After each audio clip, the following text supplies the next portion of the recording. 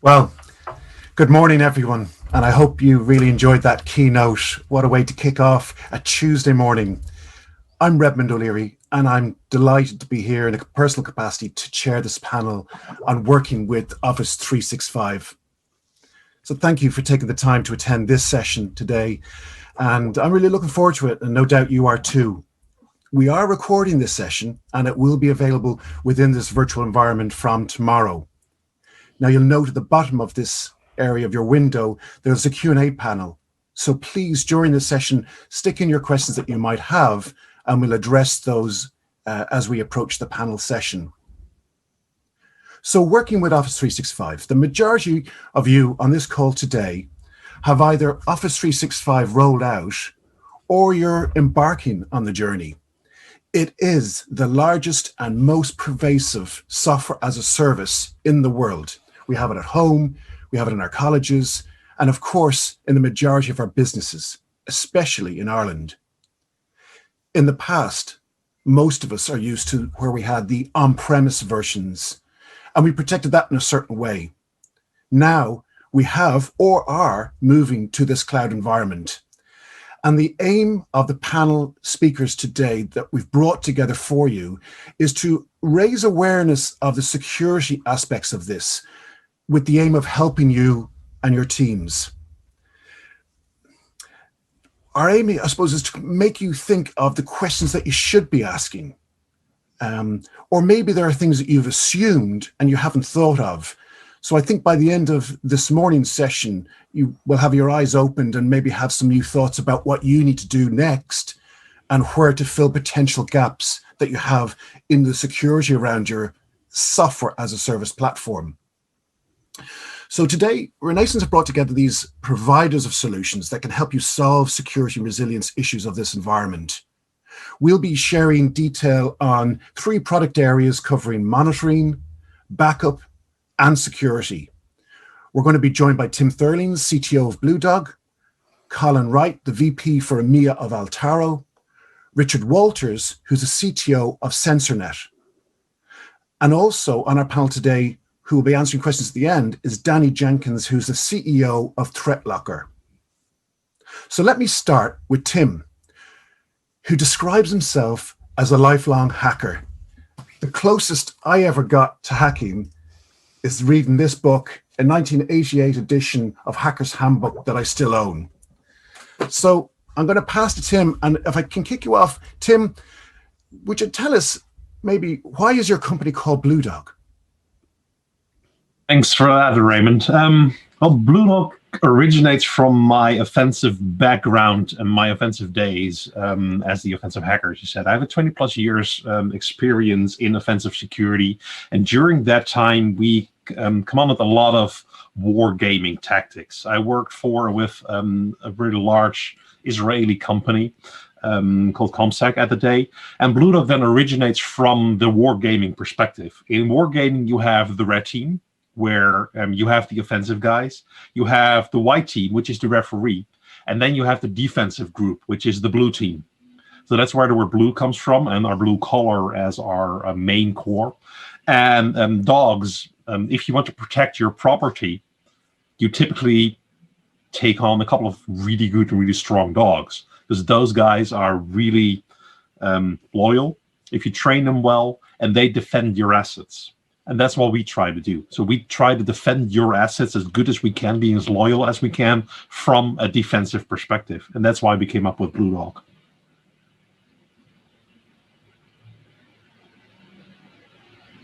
Oh, thanks, Tim. So why don't we move into, maybe tell us some more about what bluedog are, or what the services you provided and how they can help clients around Office 365. Yeah. bluedog offers a full suite of services when it comes to security and security monitoring. One of our core mantras is that security is not about people, or security is not about technology, but security is about people. And that will be created around the new world is a way to monitor user behavior on an internal network. not so much from just monitoring your networks as a whole, but looking at how people behave in the new normal. And that's what we try to do now. When people are working from home, you're in typically you're in an Azure stack, you're in a Microsoft 365 environment, maybe on your own laptop, maybe on a company laptop. But what we'd like to do is to try to correlate data together and see where people are logging in from and what they are doing there. So if you have your company on a 365 environment, how can you see if people are logging in from Russia or China or somewhere that's not governed and controlled by your normal firewalls, by your normal on-premise type of monitoring? And that's what we try to do with the 365 monitoring, combining all of the data that Microsoft has from you, and combining now with the Defender ATP that Microsoft now offers, and by that, typically giving you overview and insight of what happens where, when, why, and how. So if you have that breach from China or from Russia, that we have the capability to find out and see what the impact of the breach was. So we have the capability to show you which files have been impacted, what has happened over time. And we also have the capability to see when someone broke in and stop that perpetrator within minutes, rather than you trying to figure out after months that you have been breached. And that's the core of what bluedog offers within the 365 environment currently. Okay, that's great, Tim. Maybe we'll move in and get into your presentation, Tim, shall we? And maybe step through. Exactly. That sounds like a really good idea. Let me share my screen. Let's see where my presentation is. For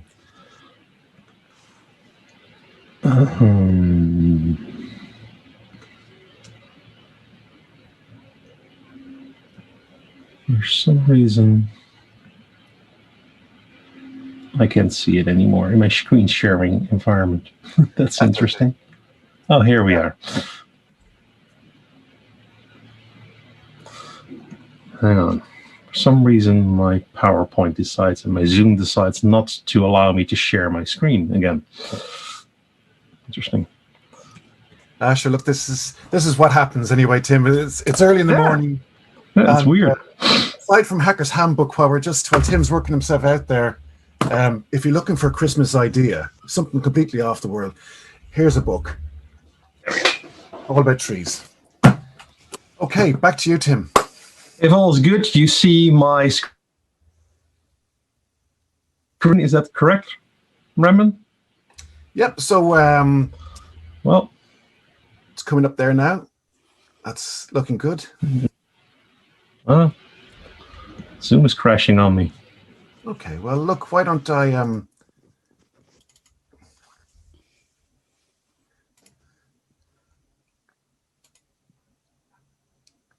let me see, can I help out here now and get something going, Tim, while you're going there? Okay, you're in presentation mode. Here we go. Zoom crashed on me. That's okay. Well, look, maybe... Not so much. Retry. Here we go. Lovely, lovely. Yes, technology stands for nothing. That's what you get for virtual environments, right? Cool. What I wanted to discuss today is how living in the modern world and with the pandemics that we have, what type of new challenges we encounter. The new normal, as everybody calls it. What I like to call it is working in an unsecure environment. Because when you work from home, you don't have the same level of security metrics implemented as you have when you're in the office. You don't have a fancy advanced firewall. You don't have web application firewalls. You probably use your own laptop on your own infrastructure with your own telco, with your own ISP. So there's a lot of stuff which is different compared to what the previous world was. I've been introduced. I'm Tim Thurlings, the co-founder and CTO of bluedog. If you want to reach out, ping me on LinkedIn, ping me on Twitter, send me an email, or reach out to bluedog. Visit the booth afterwards where we can have a chat, so we can discuss all of this later on. I am an avid photographer, and this has been my view for now close to 10 months. I used to travel a lot. I used to be on the road at least 2 weeks a month, visiting all countries worldwide, and that has stopped. Everything we do now is virtual. So we use Zoom a lot, we use Teams a lot, we use all of the different technologies, but nobody really thinks about what happens with the data, what happens with all of the technology and all of the talks and chats that you do through Teams. Where does it go through? Is it stored? How is it stored? Who can access that? And that data is really important for attackers. So when an attacker tries to go into an environment, they try to look into all of the information. That's a problem of a digital world and the new normal. You'll always leave a trace in your Azure tenant. So we cannot go into church and become holy and just preach and your secrets are remained hidden inside. No, everything is in the cloud. Everything is on your 365 environment.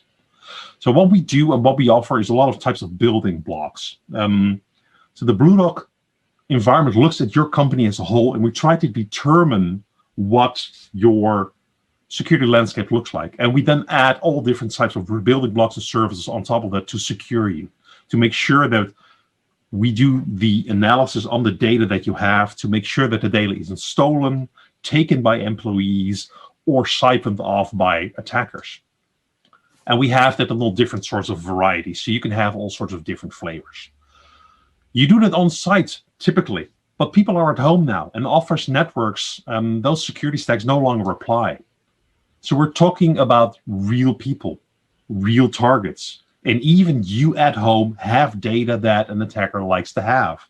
Not maybe because it's your data, but because it's data that they can use to attack others. That's why phishing appears. If you're falling victim to a phishing attack, and we see that day in, day out through all of our incident responses, it's not so much you they're after, but they're using you to target others in your company to give in and give over their login credentials. Because people reuse passwords.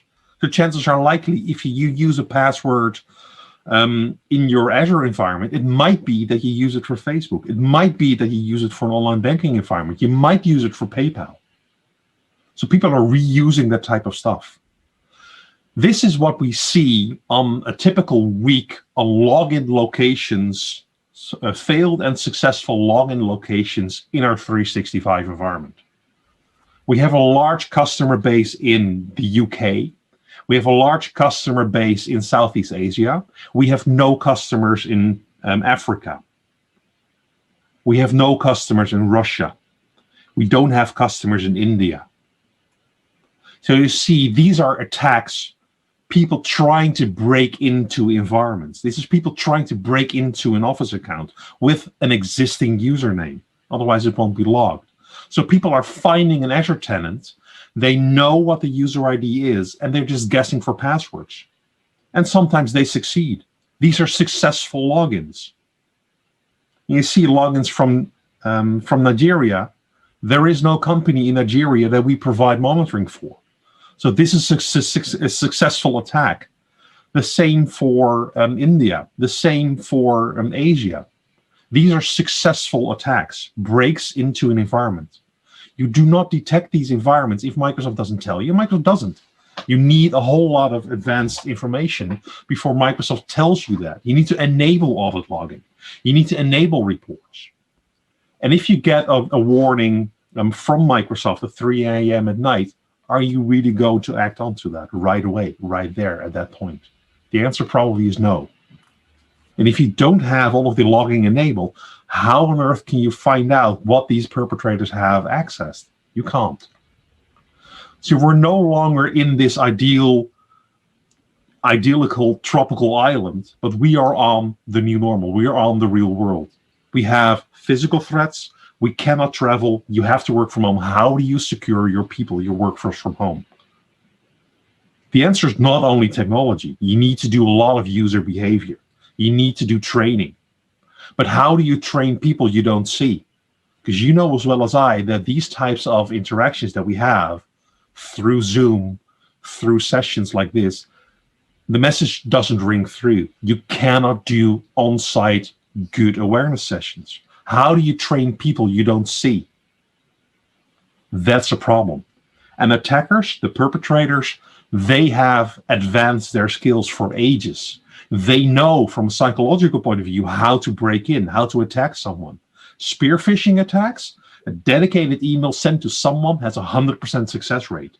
You'll always get your message delivered. The bad guys, they're really good marketeers nowadays. It's no longer the Nigerian prince with major spelling mistakes that go on day and day. No, they have polished, they have advanced their skill set. They know how to bring across the message. They know how to convince you to click on their link. They know how to convince you how to open their malicious attachment.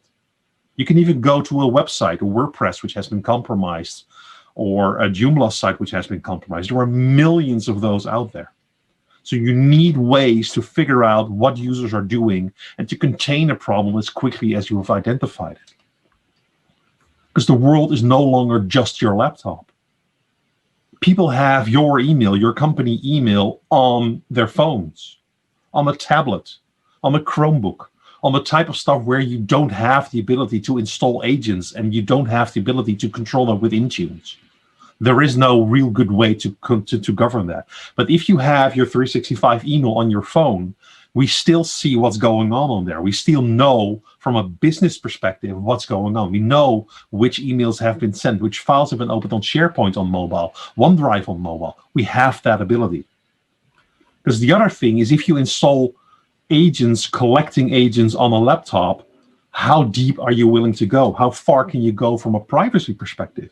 If you install a keylogger in a screen capturing device on a laptop, sure, you know everything that an employee is doing, but it's just not allowed. People have the freedom to be themselves. They have the right of privacy. So you cannot install a keylogger or a screen capturing device.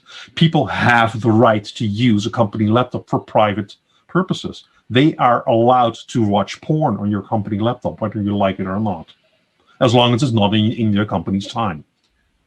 And that's the problem, working from home. How do you control, how do you know what people are doing? You cannot. People are at home, thus they watch porn. It's as simple as that. And that's okay, because you have a freedom to choose for that. But you do want to know what's going on in your company's network. Thus, you need some monitoring for that. You need to know what's going on the environment inside your company. So what we see is that the CryptoLocker type of stuff that you saw a couple of years ago, it's less common nowadays because people are at home.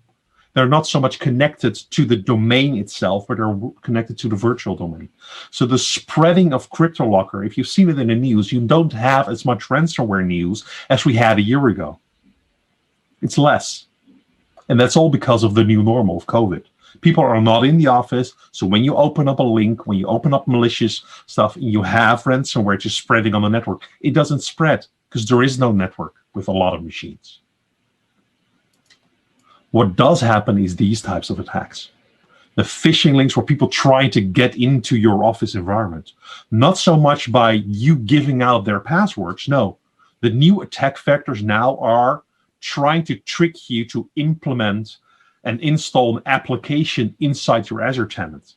That application tricks you to grant the attackers permission through the APIs from Microsoft to access your email, to access your files, and to do everything on your behalf. That's the new attack vector. So what you have to do is to find a way to see what's going on by implementing a lot of good security metrics and a good security controls inside Azure tenants, inside the 365 environment. And that's really hard because Microsoft has 1,000,001, or my new official metric, a shit ton of options where you can configure security and configure controls. The cloud is really difficult to secure well. It's really, really hard. So what you need is that safety net where you collect all of the data, collect all of the metrics, all of the logs to see and verify towards audit and towards court, if you want to, if you have to, what happened. By default, as I said before, Microsoft doesn't store your log files. You have to manually enable it to do login. After you have enabled login, it's only stored for 90 days, 30 if you're in luck, and 7 if you extract it directly from the API. So typically after just 7 days, you don't have data anymore. It's gone. So we store it for a minimum of a year, 365 days, and longer if needed by compliance. A bank, for example, has to store all of their monitoring data for 7 years. So we have that capability. So what you need to find is that one tool in the massive tool shed that Microsoft has. But if you're an MSP, are you really going to log into all of your 30, 40, 50, 100 tenants that you monitor? Are you going to do it individually if you want to look at the secure score? Are you going to log in each tenant every day to see how the secure score is going on?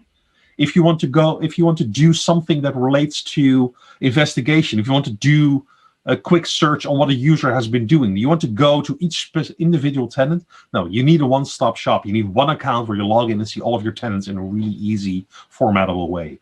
That's one of the things that bluedog helps you with. But working remote has become the new standard. So we have to trust users. And that's really, really difficult. Bosses, managers have a really hard time trusting their employees. They have to trust that they're doing what they say they're doing. So we have to trust people at home. But we need to have those safety nets. We have to keep them safe with advanced solutions. So monitoring is a really good way. You need to have the trust, the peace of mind that whenever someone breaks in from Nigeria or whenever someone breaks in from Russia, that you have a monitoring solution, a managed monitoring solution with a 24/7 SOC on top of that is kicking in after minutes after we see the attack, and you have the capability to block a user, minimizing impact. And that's what the keynote from Paul was about. It's about controlling. It's about governance. It's about identification and risk management. Making sure that you accept a certain risk. And if you have no way to accept the risk of malicious logins, you have to minimize the risk, minimize impact. And that's what we can help out with. Because as I said, security is not about technology. There are a gazillion or a shit ton different types of technical solutions. Microsoft offers all of them. But do you have the capability from a people point of view to determine if it's real or not? Is this really an incident?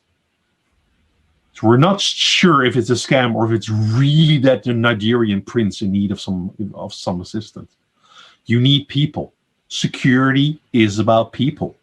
You need that someone looking at the data 3 a.m. Saturday morning, if you have that rogue login, if this is a legitimate login or if there's something that needs to be mitigated and actioned upon.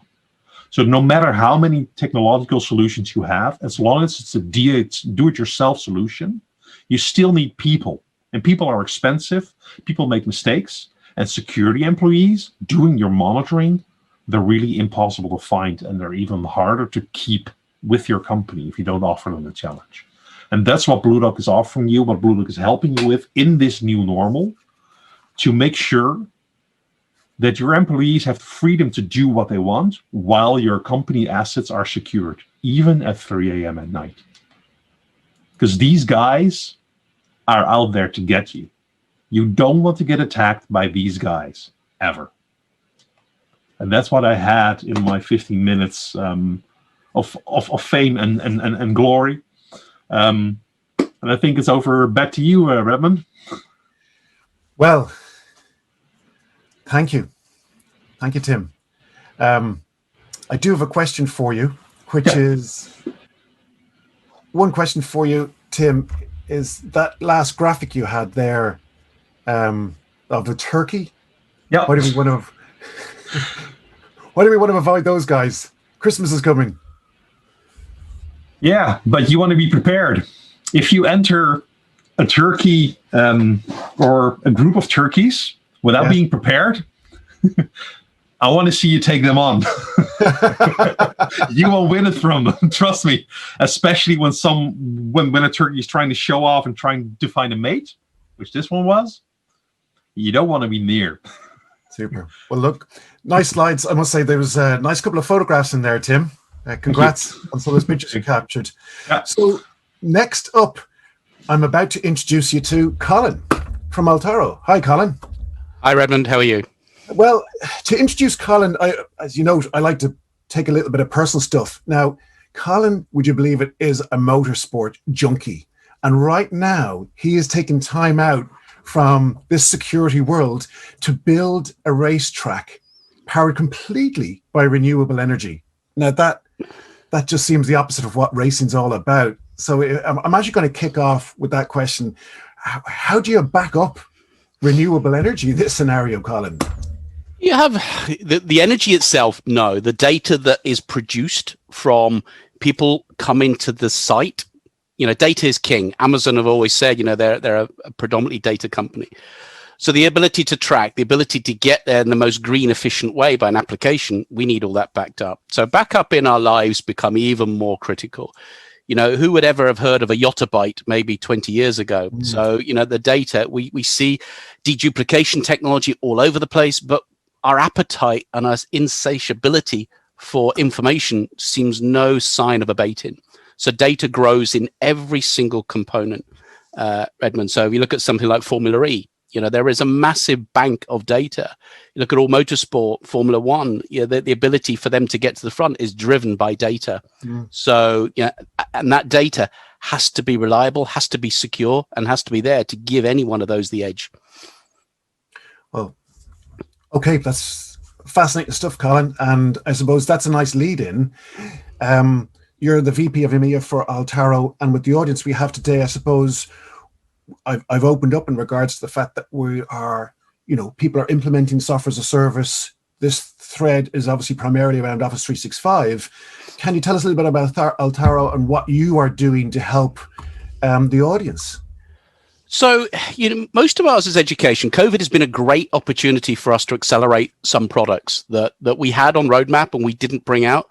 But COVID, with that rapid move to people having to work from home, vendors, partners, end users having to buy as many laptops as they could, suddenly opened up Office 365 to going onto local machines, home machines, the children's machines, so people could get online and carry on doing business. But the key thing is, if we look at where we were in Exchange, everybody had backed up Exchange. Everybody knew that. Everybody now has jumped, or not everybody, we've jumped to Office 365 or 365. But a lot of people have forgot that, hey, I need to back that up in the same way. So we see lots of paradigm shifts with COVID that's created, and maybe we've jumped forward a technical generation. So, we brought out Endpoint, for instance, backup. We've accelerated Office 365. Just based upon the customer need in the requirement that we have and that shift of a working pattern. Excuse me. Okay. Well, can we step through then a little bit more detail then in regards to what Altaro can do for us? Is there? Yeah. Do we want to go through the slides or? Yeah, let's step through them. Let's step through them. Let's keep through. So, it's important to see where we were last year. So last year, no one had ever heard of coronavirus. And, office-based. We went in there, we saw offices, we shook hands, we saw customers. Redmond, you said earlier in terms of, we've all stepped back 20 years and we're all internal-based individuals now. Work from home, we saw as a luxury. A lot of companies, I dealt with so many companies that they had the technology to work from home, but there's that culture that they had to go into the office. So Teams, WebEx, Zoom, GoToMeeting, all those were business tools, but were they the standard? Absolutely not. And no one ever thought toilet roll holding was going to be on anybody's agenda moving forward. And, it's changed dramatically from where we are. Now we step forward a year. So coronavirus, now well known. Many countries now in a second lockdown period. Offices deserted. So one thing that, I've come across with the racetrack facilities, when I'm dealing with the councils are saying, look, we're going to see a revenue hit in 2 years' time. And so why are you going to see a revenue hit? Because, Colin, what we realized is companies, to carry on and to exist and to get through COVID, they're working from home. So their technology has been bought, been acquired. It is in place. So are they all going to come back into an office to be everybody based in one location and pay our business rates? So 3 councils that I'm dealing with have said, we expect to see our revenue from business rates drop by 50% in 2 years' time, because people will not come back in. They will do the odd day in the office. So it's been a real transitional change. So that comes to, have we skipped a technical generation? The technology is always there. We could always work from home. We've been forced to now move and work remotely. Now, are we going to go back to the days of old? Perhaps not.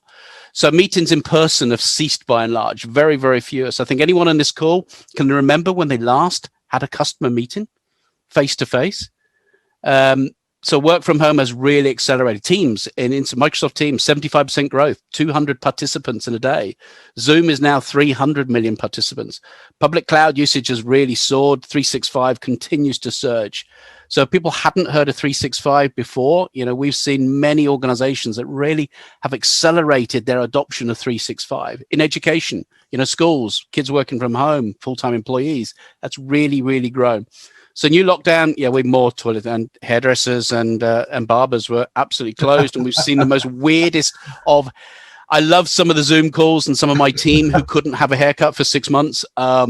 This isn't one of them. He's actually much worse, but I couldn't get a picture of him. So what we see is a lot of confusion about Office 365 backup.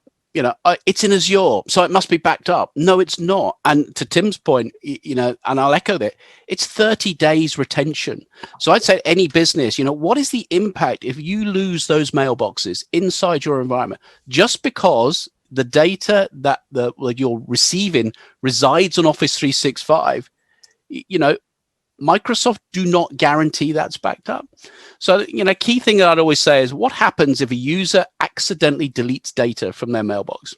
Now, in times of old, we'd go to IT, they'd go put a ticket in, we'd go to Exchange, and we could bring that back. Now, if they have no backup, do you know what? It's not there.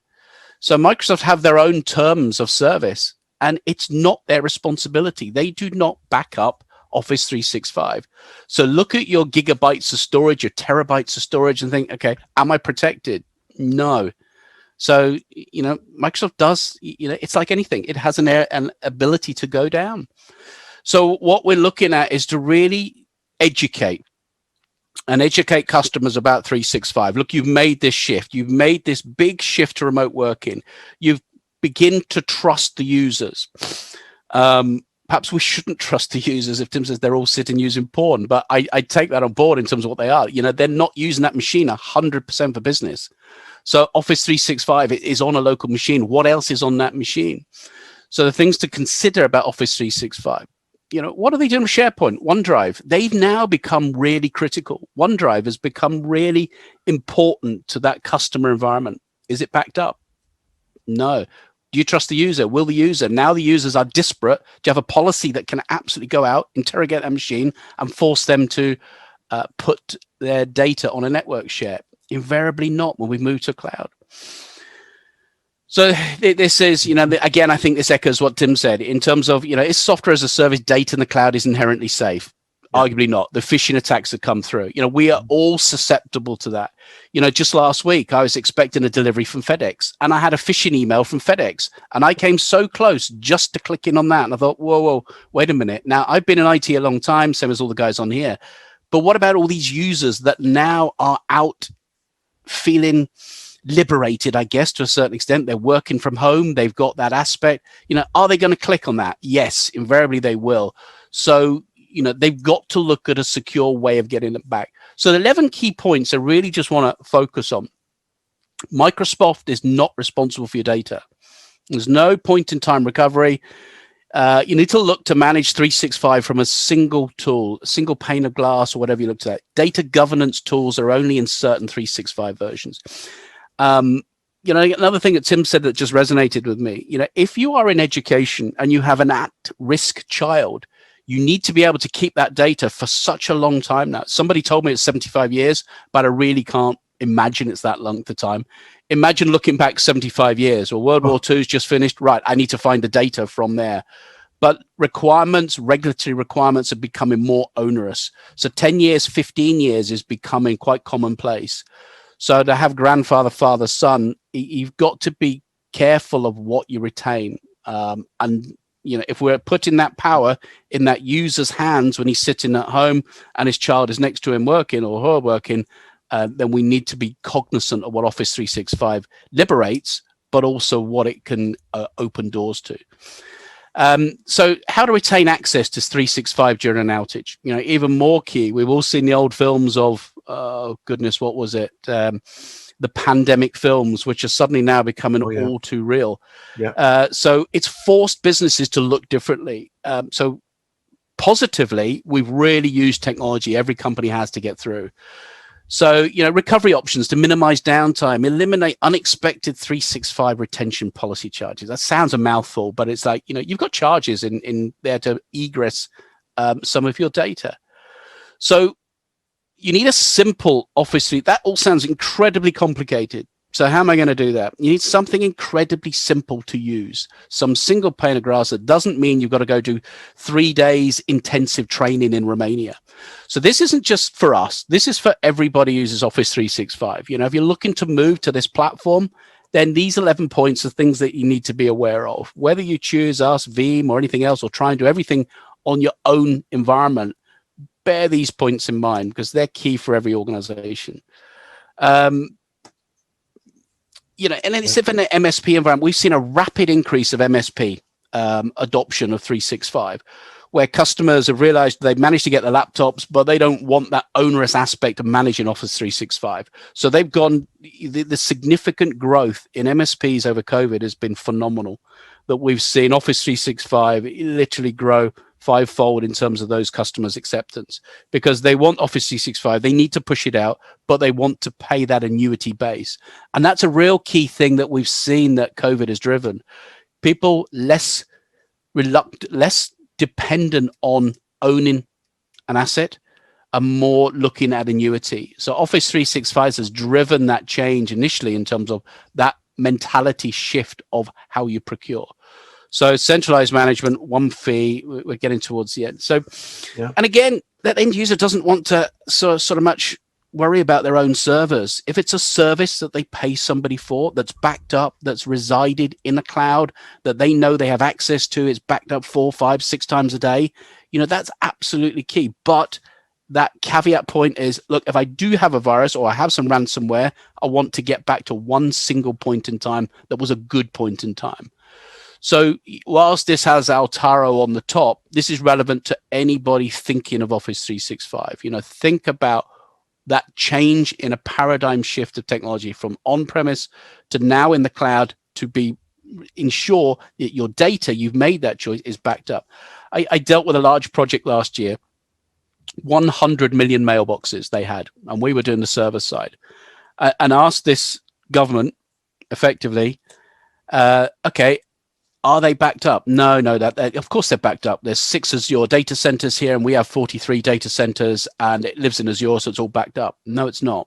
Not one single mailbox was backed up.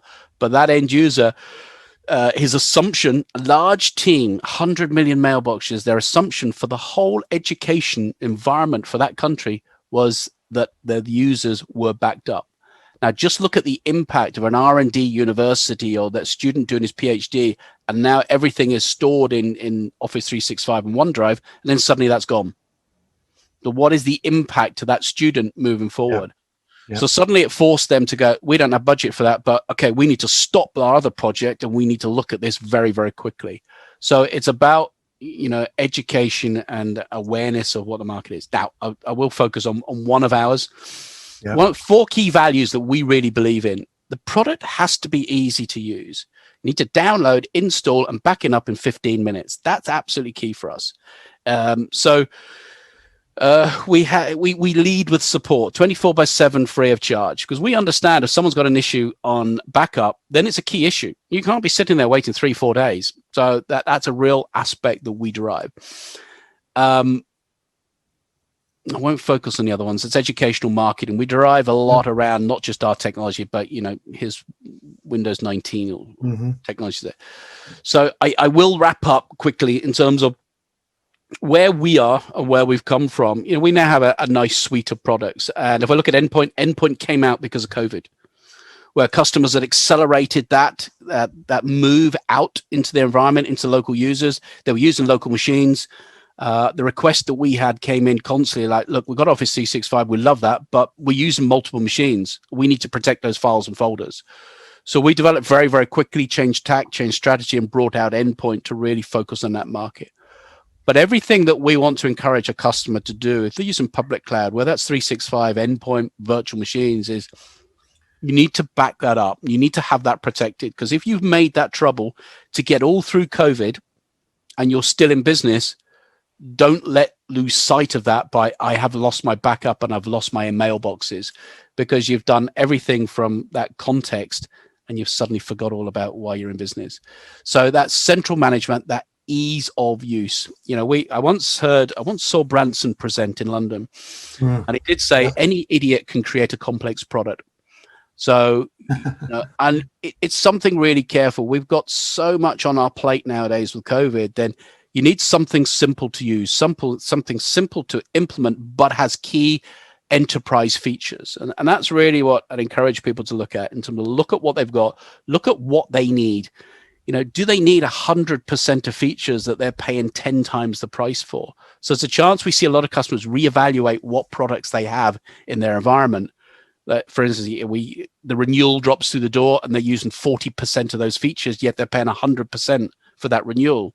So there's a chance to reevaluate, do more with less. There's less money around now. So we're seeing a lot of customers that are looking to reevaluate their criteria for products and criteria that fits within their budget moving forward.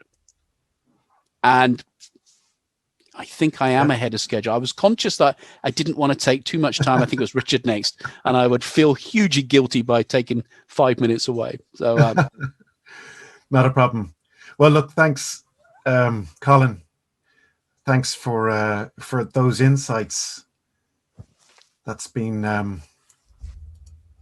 really interesting there to listen to that, Colin. I'm just looking back. Yottabyte. I haven't heard the term Yottabyte in quite a while.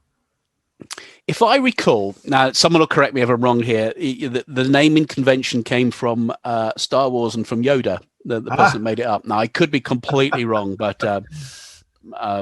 there's some very strange names, and there will be even more strange names of what's going to come in terms of that sheer scale of data that we have. Yeah. So I remember when Amazon started in the UK and I was involved with them in the early days, no one ever saw them as that was coming, but they're driven by data. Yeah. They're absolutely a data-driven organization. And so data is key. Now, if you're not protecting your data, then, the reality is COVID's going to hit you very, very hard and probably has. But if you get through COVID, then make sure you've got everything protected and you can carry on going.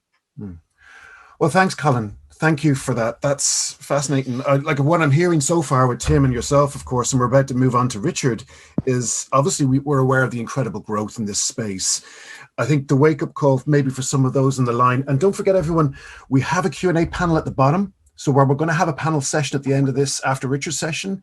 Please do drop your questions in on the bottom of your screen into the Q&A. We've got some coming in there to give you a chance to ask questions that we'll address.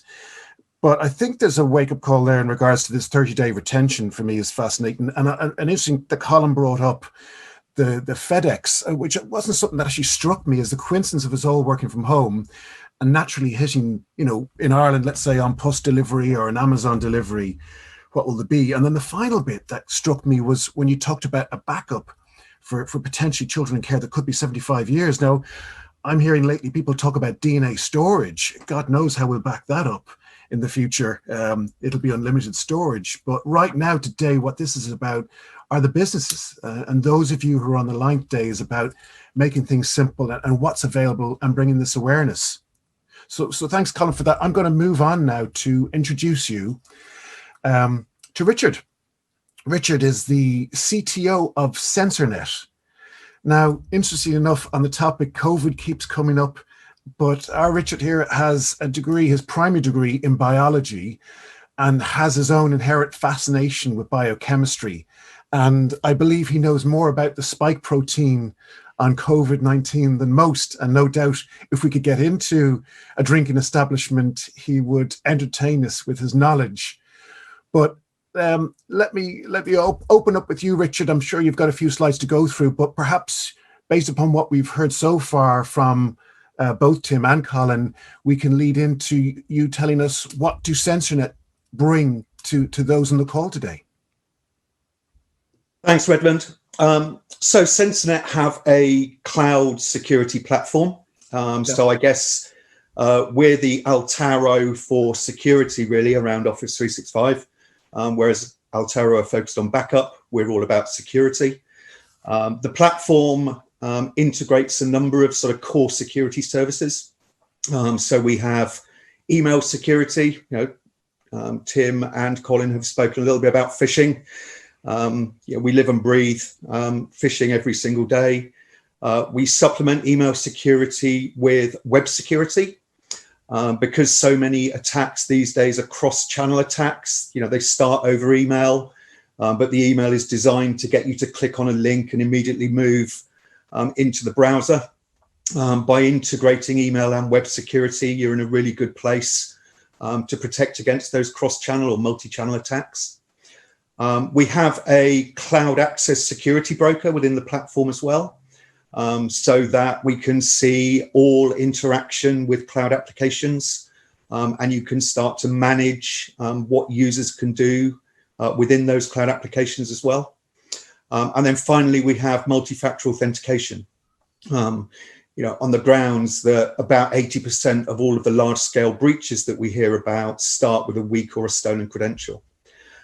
So if you take those four things, you put them all together, you tightly integrate them into a single platform, you've got a single pane of glass for managing the security around cloud applications, but specifically Office 365. And we do talk a lot on the website. We've got a dedicated area to something we call Defense 365, which is taking all of the elements that exist within that Censornet platform and present them in a way that is specific and relevant to Office 365 or Microsoft 365. Well, thanks, Richard. Well, look, why don't we get you to present some slides? And while you're just getting ready to present your screen, I flicked this on when Tim was trying to get ready. This is a book about the hidden life of trees. Now, what the heck has trees got to do with security? The fascinating thing with this is that it talks about this maniacal layer, this tiny layer that connect trees together, and how they protect themselves and secure themselves from invasion from others, whether they're being attacked in the bark of the tree. And it genuinely is a fascinating book with a completely different perspective. It's by Peter Wollebem, and I recommend it as a completely different read. But enough about trees. Richard, let's go through it, and maybe you could present with what you and the company can do in regards to helping those with Office 365. Sure. Thank you. So I think we've already talked about what Office 365 has meant for organizations and particularly users. It's given them tremendous freedom to work from literally anywhere and to grab whatever device is closest to hand, anywhere in the world, 24/7 effectively. And it has certainly driven up productivity. When we had to flick the switch and everybody had to work remotely, I guess as a technology organization, we were well set up and ready to do that. We're heavy Office 365 users ourselves. I run a development team, software engineering team, and we actually saw productivity jump quite considerably when everybody went into lockdown at the end of March. Obviously, Office 365 is all about sharing. It's all about collaboration. It's Teams, it's SharePoint. The kind of clues are in the names, really. But with all of this freedom and collaboration and ability to share, you get increased risk. There's no doubt about that. So we did a survey about, crikey, it must have been 15 months ago now. We interviewed hundreds of people responsible for Office 365 within organizations in predominantly the UK and Ireland, but also some countries in Europe as well. And the key challenges that people talked about were these 6 things. So user experience, direct to internet connections is Microsoft's best practice. But, I think we all saw teams struggling at the end of March and beginning of April. The number of cores that Microsoft were adding into Azure to cope with the increasing use of Teams, they were adding 9,000 cores a day at one point at the end of March, beginning of April. So the user experience suffered. Availability, as Colin has talked about, availability is critical. These are now absolutely business critical applications that we're talking about. Security is obviously a concern. People have moved Exchange into the cloud. They're starting to use Exchange Online. They've had historic email security appliances on premises that they've managed and tuned for years, and then suddenly they throw that all out the window and go to Exchange Online protection or advanced threat protection. Data, talked about how important data is, but there's data management. When you suddenly provide these users with all of these applications and these different ways of collaborating and sharing, one of the risks is data sprawl. Data starts to the unstructured data that we lost control of years ago. That problem just becomes even greater. Of course, data security is important. What is in those files that are being moved up to OneDrive or shared out via SharePoint. And then, of course, compliance. We talked a bit about logging and monitoring and alerting, and that just becomes incredibly or equally important, even though the application is no longer your own and running in the data center. So these were the results from our survey. So those are the 6 areas or key challenges, and you can see that the biggest concern by far was around security and data management, really. And then data security was, a fairly close third. Not so many people surveyed were worried about user experience, and that's possibly because predominantly we were talking to security professionals.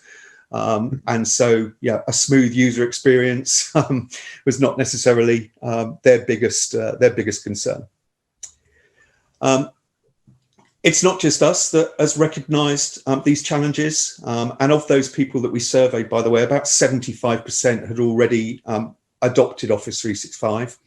About 11% of the people that we surveyed were moving to Office 365 at that particular moment in time, and about 14% were still planning the migration. I think if we repeated that survey now, that 14% would be significantly lower. Yeah. But one of the pieces of research that we found really useful in highlighting where some of the Microsoft security tools that they provide are not necessarily as strong as some of the specialist security solutions that are available from third parties. This document from Osterman Research highlights where most organizations look to supplementing what Microsoft provides with third-party solutions. So one of those areas is certainly around spam and phishing and malware and other email threats. And this is the breakdown from that Osterman research report of which security solutions organizations are currently using with Office 365. And you can see that actually almost half are using third-party email security. And it's a very easy conversation to have with organizations if they're using ATP or EOP, in particular if they're using EOP, which is the sort of basic level of email protection available from Microsoft. If you ask them whether they're seeing phishing emails and targeted attacks making it through to users' inboxes, they will almost definitely say yes and agree with you. And email security is really the weakest link within Office 365. We've talked a lot about phishing. We've talked a bit about cross-channel attacks. Actually, safe links and safe attachments is only available within ATP. So you have to buy up to the advanced threat protection in order to get even point-of-click protection from links in messages. ATP does miss targeted attacks. And certainly spear phishing emails. We can share some of the data that we've got on that, maybe outside of this forum, maybe one-to-one. We also know from comparing, advanced sandboxing, where we detonate malicious files within a safe environment and analyze exactly what the code within those files attempts to do. we know that ATP misses roughly a third of all malware. The other area that we talked about briefly was sort of web security. We know that 65% of state and criminal actors are now using multi-channel or cross-channel attack techniques, where it's an email that's trying to get the user to click on a link that then moves the attack into the browser or to a cloud application. I think attackers are smart. They know the kind of defenses that most organizations have got in place now. So what they're doing is they're moving the malicious content out of the body of the email message and into a file stored on a perfectly legitimate cloud application somewhere. We see, hundreds of documents stored in Google Drive and OneDrive, every day that contain malicious content. And the link in the email is therefore completely safe, completely innocuous. It's linking to OneDrive or Google Drive or Box or Dropbox. Microsoft don't have any web security capability yet. They have announced web filtering as part of Windows Defender. That was right back at the beginning of the year, and it's still in public preview when I last checked, which was a week ago, around November the 12th. Okay, yeah. Another area where I guess, again, not all solutions are equal is around email archiving. And so Colin alluded to this a little bit in his presentation. But archives are supposed to be tamper-proof. They're supposed to be secure. They are the basis for e-discovery, etc.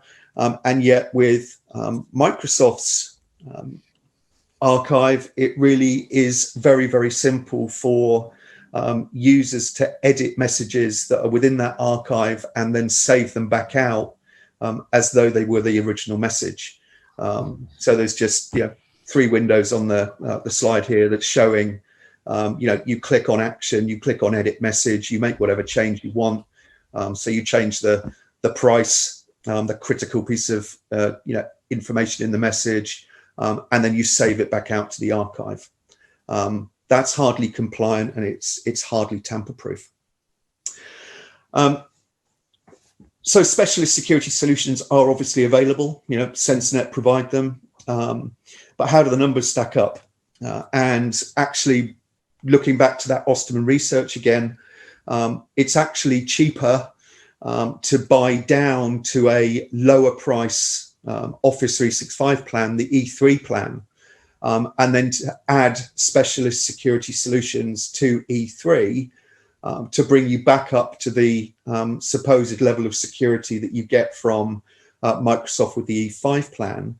And the analysis from Osterman showed that it was actually 25% to 34% less expensive to do that, to take the lower priced E3 plan and add specialized security solutions alongside it. It still worked out cheaper than E5. And there is quite a difference between the E3 and the E5 plans. These are monthly numbers. So, the difference between E3 and E5 is about £17.80 or £213 per user per year. And so if you look at taking something from a specialist, such as Defense 365 from Censornet, even if you're only 450 users, if you buy down to E3 and then top up with Defense 365 from Censornet, you're going to save about £20,000 per year. For a larger organization with maybe 3,500 users, then the numbers start to get pretty big pretty quickly. You can see that the annual saving of buying down to E3 and then taking specialist security solutions can save an organization just over 300,000 on a yearly basis.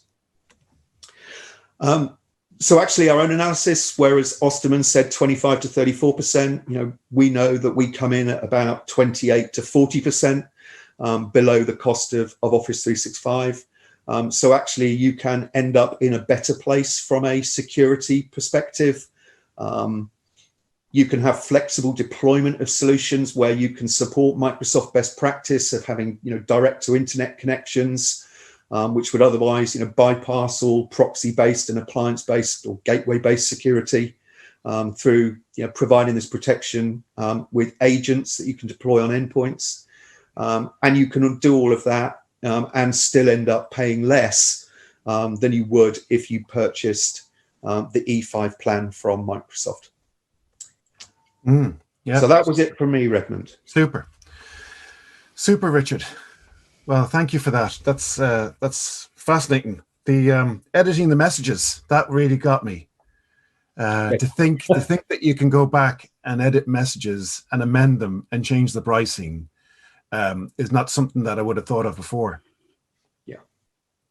Not all archiving solutions are the same. Yeah. So, well, look, that's really been insightful, Richard. I think what we might do, if people want to see some of those prices and work those pricings out in euro, of course, there's going to be the booths available for all the attendees here today that you can kind of get into some of the detail. But we have the Q&A session. I have some questions coming through now, and we're going to move to the panel Q&A in the next minute or two. But just before we get there, I'd like to welcome Danny. Danny is the ice skating hacker, is what I'm going to call him. But he's spent 10 years in Ireland, and he's now been in Florida 10 years on top of that as well, with his wife and 3 kids. And his Threatlocker platform is, as I understand it, one of the fastest growing security firms out there, focusing on the endpoint side. But maybe, Danny, would you give us, just because I know you're not presenting, but maybe you'd give us 60 seconds on what Threatlocker do before we step into the panel session. Yeah, so thank you for having me here today, Redmond. The kind of concept with Threatlocker, it's an endpoint security tool, but instead of trying to detect malware, instead of trying to detect is an application, is a piece of ware, whether that's malicious software or good software, good or bad, we adopt a default deny approach. So essentially, you roll out our agent, it tells you what you need in your environment, and then nothing new can run. By using a default deny approach, you're taking the guesswork out of, I think Richard mentioned then 35% of malware isn't detected by advanced threat protection. If you take the guesswork out and you just block by default, you're now in control as a business. What we've done is we've added that with what we call ring fencing, which is essentially controlling what an application can do once it's running to stop fileless attacks, and storage control solutions. So we're really putting policy and control in place rather than threat detection. And we've made it very, very easy, multi-tenant application update tracking, and very simple to deploy for managed service providers and for IT providers. Okay. Well, thanks for that, Danny. So now we're going to move to our panel session. So you should be able to see us all on screen. Yes, there we are. Good to see you all. And thanks for those for you that are watching us. You can continue to ask Q&A at the bottom of your screen, but I'm going to go through a few that have been coming in.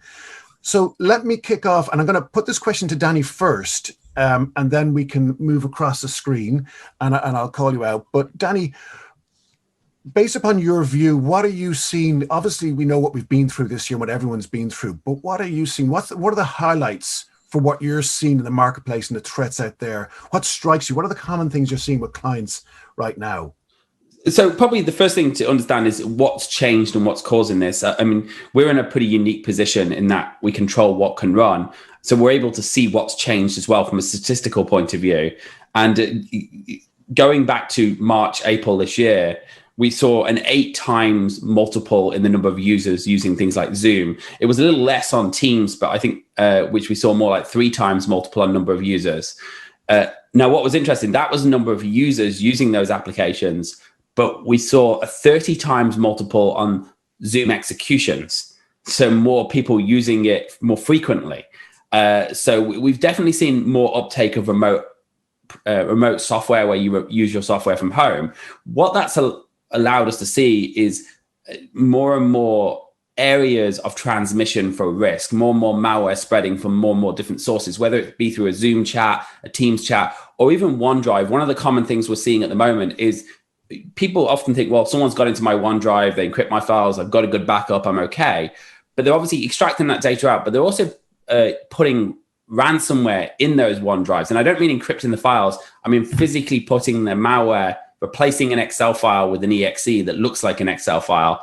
And when somebody downloads their OneDrive, syncs to their computer and they run it, it's now able to encrypt files on the machine, or even collect more data from them, collect more data from their email, collect data from other methods, so they can then spread to, I think Tim mentioned earlier on, they're using it to spread within your company to use that trust, but they're also using it to spread outside of your company. Because if someone knows I've got a relationship with Redmond and we email back and forth, Redmond's more likely to open an email from me and more likely to trust an email from me. So if they can get into my account and email Redmond, then they're able to exploit those relationships. So once they get into Office 365, they'll change your files in OneDrive to malicious, but also they'll send malicious files or malicious links to people so they can exploit those relationships. Mm-hmm. Yeah. Richard, any view on that one?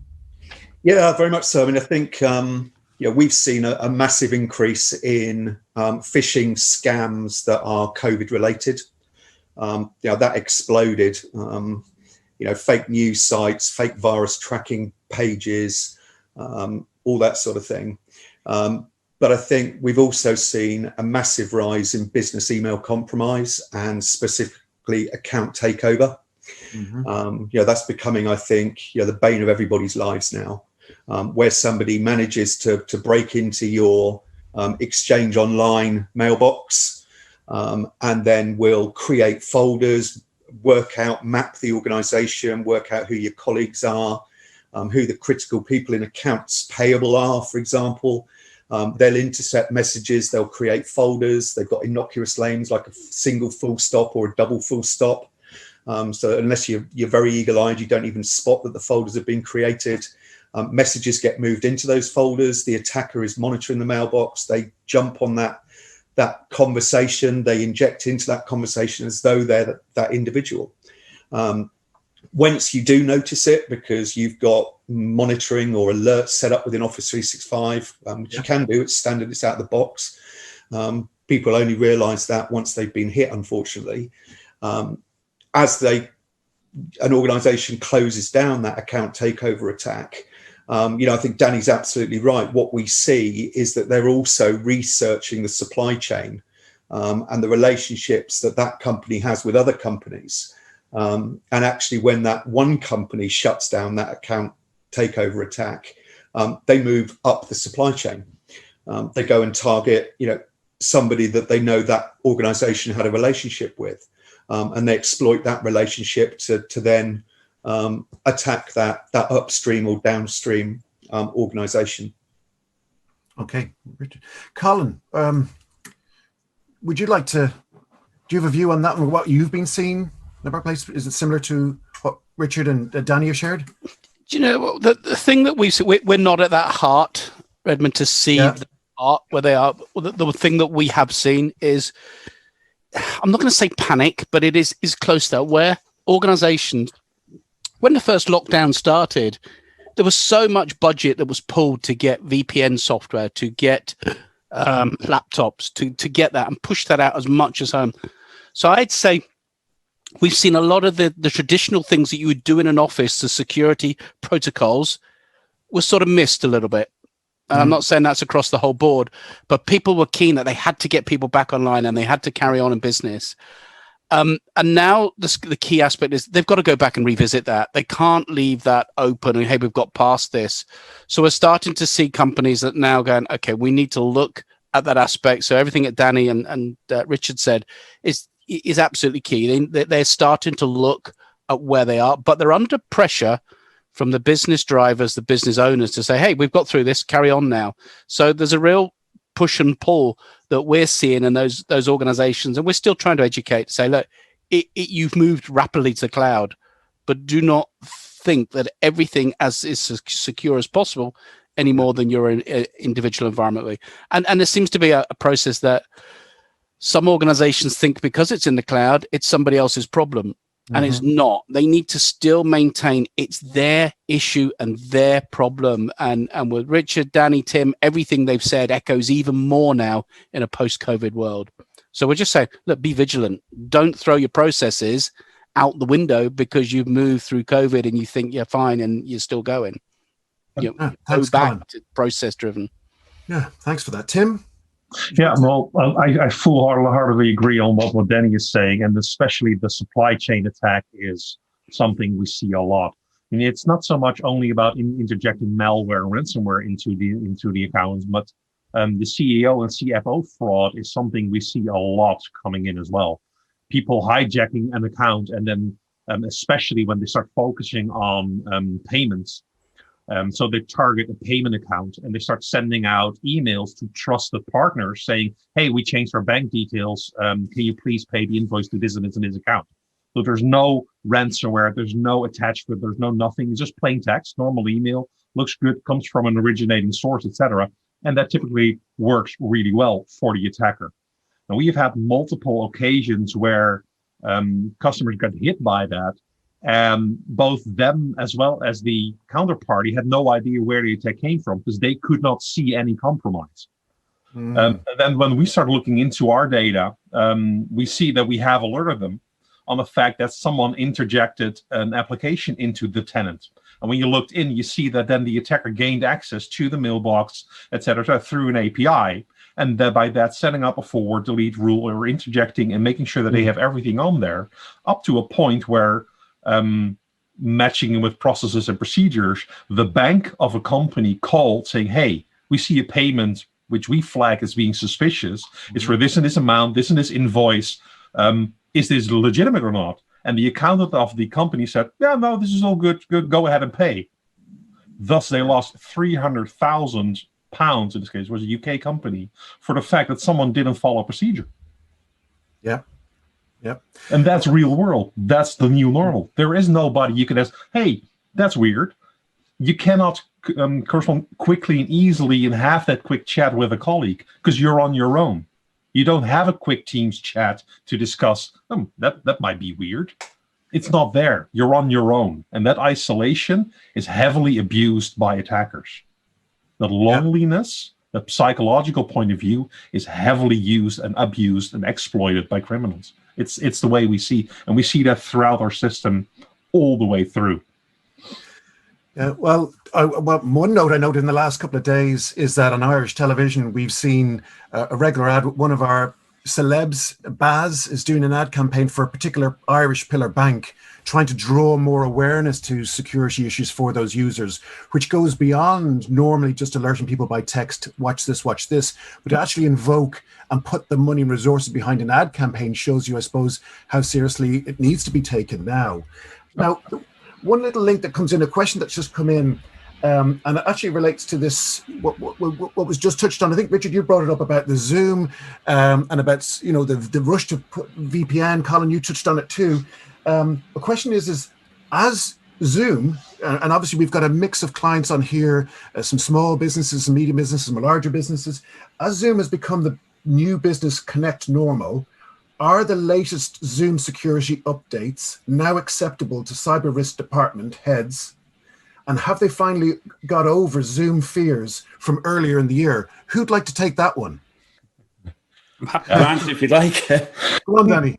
Yeah, so, and the thing is, every time you run any software on your computer, that application has access to everything that you do as a user. And that is a really important thing to know, because just because you're not an administrator, it doesn't mean the application can't access your data or copy your data. And Zoom is no exception to that. And we use Zoom. I mean, I typically do about 4 to 5 Zoom calls a day. And across the company, I think we probably do more like 100 Zoom calls a day between various clients. The word acceptance really depends on your risk level. My opinion is it's no less secure than any other platform. I think when you run applications like Zoom, you have to take extra precautions. Like we would always ring fence it so it can't access our files, it can't access PowerShell. So if it is compromised, like it was in March, and it was I'm trying to think of a non-swear word, a show from Zoom earlier on in March where all those vulnerabilities. But I think, is it acceptable? I think there's a lot of risks associated with it, and you need to be aware of it. Is it any less secure than any other platform? The answer is no. I think they're probably slightly more because they've taken such a beating that they've had to step up their securities. But Same with Teams. You can still send executable files, MSI files over chat on these platforms. And that scares me because 20 years ago, we blocked it in email and you can still send it via your chat. Yeah. Anyone else like to step in, or shall I move on? That's a good cover there. I think the tough one, just to echo what Danny said, Zoom came into the beginning of this year where very few of us would have been using Zoom or heard of it. And, WebEx and GoToMeeting was the standards. Yeah. So I think, what they've done is admirable in terms of, enhancing their security very quickly in that time. Who would have ever thought that they're be coming into the year, hey, our revenue is going to grow 3 times in a year. So, their ability to execute against that is admirable. And I think that's true of any other organization. Look at anybody and think, if we're going to tell you your customer base is going to grow by 3 times what it is, what impact does that have to your business? So, they've not been in isolation in terms of them receiving that huge growth. So all kudos to Zoom for responding and putting that into place. And yeah. Okay. Well, look, another question that I have, I suppose, it relates to, obviously this forum today is on Office 365 particularly. And we opened up, I suppose, by stating about how it has just spread like wildfire. And I suppose that's a testament to what a great tool set it is for business users and how they've made life a lot easier. But I suppose what's also come through from each of your presentations is the thing of, well, you need to be aware of what is and what isn't covered around that.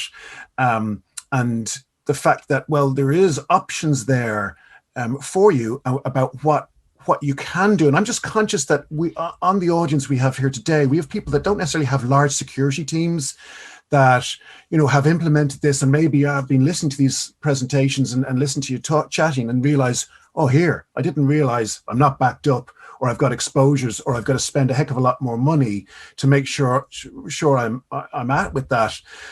What would you do? I'm just thinking, if you were one of those individuals, what's the first thing you would do next? Who'd like to take that one? What's the next step? If you're an individual out there and you've got Office 365 implemented, you haven't thought of this, and you go, oh, who'd like to take that one? What's first to do? The answer is easy. Contact your MSP that liaises with Renaissance and buy all of our services. I mean, what other answer would you have? I mean, that's the core reason why I think all of us exist, to help the end user become more secure. Because this is not something you do on your own. You need professional help for that. And that's the sole reason why each and every of our companies exist, to help the end user, to help you become more secure so that you don't have to do it yourself. Security is not your core business. It's ours. Yeah. I would echo that, Redmond. I say the first thing I'd say to him is, like, guys, don't panic. You've just heard from all of us vendors to say, you're really open, but by means you need to speak to professionals, just as Tim says, to Renaissance, to say, look, let's put the best solution for you for your time and place of where they are on. And I hate the term journey, but it's their journey from that state. They're not going to be, very few are going to go, hey, I'm going to have everything all in one go to secure me, lock me down. It'd be great if they did, but they need to be aware of everything that we've all talked about. And it's not fear. We're just being, this is reality. We all come under phishing and malware and all these other attacks. So, don't panic. Just speak to experts and take that in place of your business. We all been there. We all done it. It's not just you. You're not alone. As you said, Colin, it's right. Your maturity level determines what steps you have to take first. Yeah, I think echoing what Tim said about contact your MSP is really important as well. One of people often think as their MSP is a cheaper way of managing IT, but it really shouldn't be that. It should be, I've seen so many big organizations that have had internal IT get hit by major cyber breaches because they just didn't know the risks out there. Whether you're a big or a small organization, partnering with an MSP, whether it's co-managed or fully managed, to help you better understand the risks and better prepare for the risks. These guys, these MSPs are not just successful because of their successes, but also their failures. And they learn without having to make a mistake on your business. Sometimes because they see such a vast variety of businesses, they get to experience more threats, how to handle those threats and how to deal with them. So whatever solutions you implement, get a good MSP and who actually is looking out for your security. And even if you've got internal IT, it's a good partnership to have an MSP backing that internal IT up, a bigger team that understands more threats, even if the actual tangibles are done by your internal IT guy. But the MSP helps you manage that. Yeah, exactly. It's fill often, fill fast, and use a trusted partner. It's exactly that. And you're right on, Danny. That's why MSPs are as good as they are. So they have the capability to fill fast and fill often. It's the same for us. We have so much data. The more frequent we fill, the more mature we become, the quicker we become mature. And you'll probably have the same thing, Danny. The more you see, the more data you have, the better you can protect the rest. And that's what we call herd immunity, which is a nice term for now. If we see something on customer A, you can protect the rest of your herd. Yeah. Richard, did you want to? Yeah, I mean, I think the amount of functionality and features within Office 365 is overwhelming. It's a full-time role managing an Office 365 tenant. And there is so much that Microsoft provide, which is standard out of the box. Part of the challenge is knowing which admin interface to go and which security center or compliance dashboard or which management tool to use to be able to configure everything that is standard within Office 365. There's a huge amount that you can do. None of it is on by default. If somebody creates new mailbox rules, for example, which is what attackers do when they execute an account takeover attack. They will write rules that move messages into new folders that they create. There is a standard alert available within Exchange Online to notify you when new rules are created, particularly when new rules are created within Outlook Web Access, which would be unusual.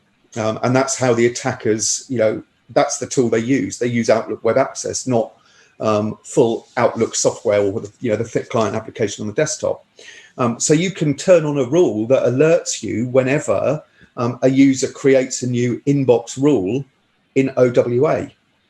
But you've got to know that you can do that, and then you've got to go and work out of the multitude of different admin interfaces, which admin interface you need to go and access and where to create that rule. Don't you think that's sort of a double-edged sword, or a sort of Damocles for that matter? Because you have to create the rules. Yep. You have to have the people that have the knowledge to create rules. Yep. You have to have the capability to respond to those rules at 3 a.m. at night. So are the end users really the ones that you want to present that to have to do for them? There are other solutions for that. You don't want to have that liability shifted to the end users. And that's one of the core problems I see with the entire Microsoft stack. It's fully do-it-yourself. They have every tool in the toolkit, but if you're not a carpenter or you don't know how to use the toolkit, it's a complete waste of everything, basically. And the end user is not an IT group. It's not a security group. They probably do something else. So you need an MSP for that. You need a trusted partner and a trusted solution that helps that out. So even though Microsoft offers everything, nobody's using everything to the extent it should be. We're not in an ideal world from that perspective. Yeah, agreed. And we've already highlighted, I think, that some of what Microsoft do is not good enough either. No, true, absolutely. So what about scale, gents? We've got a variety of sizes of companies here. What sort of scale range of company sizes do each of you cover? If I maybe start with you, Colin, from the backup side, what could you remind us there? So you cover. We do. We have about 70,000 end user customers, and that's organizations who may have one server, right up to organizations that have 250, 300 hosts. So it's always really cognizant, and I do think this. It's if you're a small organization with a limited budget, why should you not have technology that is every bit as efficient as the enterprise? So that's why I'd say that that's where the MSP absolutely comes in to give you that service that you can't go out and do yourself. You can't go out and do the research because you're small. So the MSP is absolutely critical. So we play with the S, Redmond, right up to low-end enterprise. So, and every one of them now has a protected environment. No one's interested in backup until something goes wrong. And COVID really has focused mindsets, we'd say, a lot of this. So probably for Richard, for Danny, for Tim, they've seen a lot of focus from end user organizations looking to go, okay, we need to start to take this a lot more serious than we did in the past. And that's what we see. People are always interested in backup when they have a failure. By that stage, hey guys, it's probably a little bit too late. So we cover the whole gamut of the smallest right up to some of the largest ones. Richard? Yeah, I guess we're a little bit different in that we sort of play in the mid-market. What does the mid-market mean? It's our typical customer is a few hundred users to 5,000. Yeah. We've got customers that are much bigger. We've got people that have got 20,000, 30,000, 40,000 users. We've also got much smaller customers, as little as 5 or 10 users. But generally, we're in that sort of few hundred to few thousand user segment. Tim? Well, the great thing about us is you pay what you use. So we have a couple of 100,000 tenants we cover. They all range from either one user in your Active Directory to 15,000 users. Mm-hmm. So for us, it's about the data. We treat everybody equal, and the more data we have, the better we can protect. So we use a lot of smart AI ML, but we also have the 24/7 SOC watching the data. And it doesn't really matter where the data comes from. That's step 2. First, you identify the threat, and then you figure out which customer belongs to that. So whether you have a one-man band from that perspective, or you have a corporate of 15,000 employees, for us, it doesn't really matter. And we have them all. We have every single type of company for that. Mm-hmm. Okay. And Danny? Threatlocker is interesting because we set out to bring the big enterprise level tools that are typically reserved for Bank of America or Department of Defense to the MSP and the mid-market. So we do have that real big range through our partners and through our MSPs. We've got businesses with 5 users using Threatlocker and 1 user and things like that. But then we also go right up to the big banks and the airlines and the government agencies and the weapons defense contractors. So we have a really big range because of the type of tool we deliver. But I would say where most of our success is, where we have very little competition or pretty much no competition, is in the MSP space, where we're talking about managing lots of small companies in a multi-tenant environment. Okay. So look, we're coming towards the end. I think we're 3 minutes away. I think thank you, each of you, for sharing today. I think I can talk for the audience, and the feedback that's coming through here is it's been very well received. And it's great that you can cater for, I think, the majority of the audience that are online right now. It's about simplicity. It's about looking forward to the future, because I suppose all this remote working isn't going to change enormously, it would seem. That there's the cliched way of the new way of working is now. So I suppose for the audience, we have booths. So each of these suppliers have their own booths. So if you have specific questions, you can enter it through the conference virtual panel. I think what we've done is we've clearly covered a lot in this last hour and a half: how to monitor your solution, how to monitor and interact with Office 365 and making things simple for you around that one, how to ensure that you're backed up. How many of you were aware about that? How to ensure not just your emails are secure, but all those other interfaces are secure. I think it's been very insightful. There's been some key takeaways that I've come away with, some of it which is fascinating. So as we wrap up with a couple of minutes to go, I think we could end up on maybe one last question I'll put to you. What do you see coming yourselves in the next year or two? If you're sitting there and you've got Office 365, what do you see in the future? More of the same? Anyone want to take that? Well, so I would say that the biggest thing that I would be concerned about is criminality, in that when economies dive and crash, and at the moment, most of our economies, except in the Eastern world, are being propped up by government funds. But at some point that comes to a crunching end.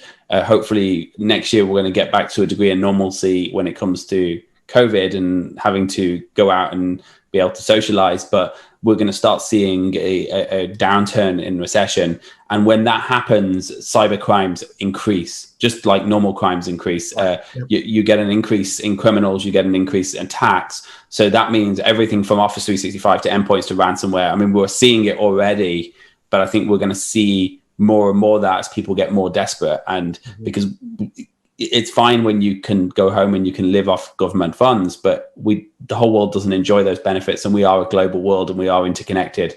So I think Tim's chart at the beginning shows where these logins are coming from, and we're going to see increase in those attacks. And it really is important to, wherever it may be, whether it's in Office 365, your endpoints, your firewalls, start buckling down the hatches, because we're just going to see an increase in cybercrime because desperation is setting in. Thanks, Danny. Thanks for that. So, Tim, thank you very much. Tim of bluedog, Colin of Altaro, thank you for your time. It's been very interesting. Richard of Censornet and Danny of Threatlocker, thank you all very much. It has been a fascinating session.